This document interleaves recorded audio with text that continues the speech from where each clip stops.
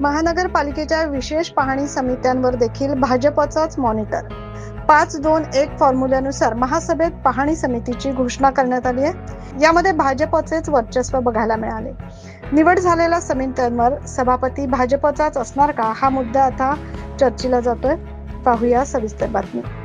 मागील 6 महिन्यांपासून नाशिक महानगरपालिकेच्या विशेष समिती सदस्य निवडीचा रखडलेला विषय अखेर काल महासभेत मार्गी लागला.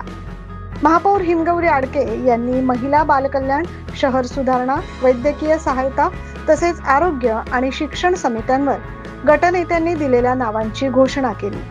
यामध्ये महिला आणि बालकल्याण समितीमध्ये चित्रा तांदळे, भारती धिवरे, स्वाती भामरे, कोमल मेहरुलिया, रुपाली निकुळे, ज्योती जोंधळे, इंदू नागरे, प्रमिला मैंद, सीमा ठाकरे.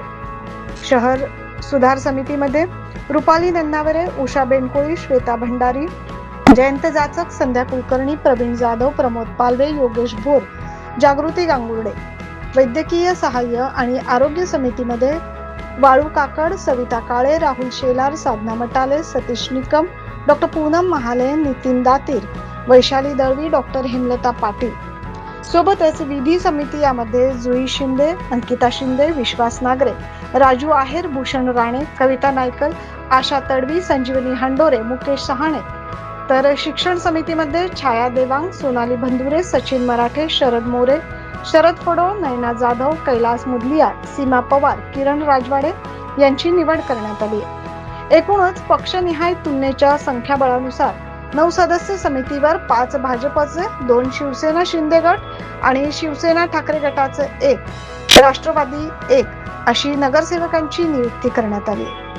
एकूणच भाजपचे सदस्य जास्त असल्याने 5ही समित्यांवर भाजपचा सभापती असेल यावर जवळपास शिक्कामोर्तब झालाय.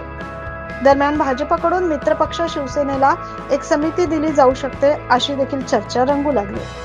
समित्यांवर नियुक्ती केलेल्या सदस्यांचा कालावधी हा 1 वर्षाचा असेल.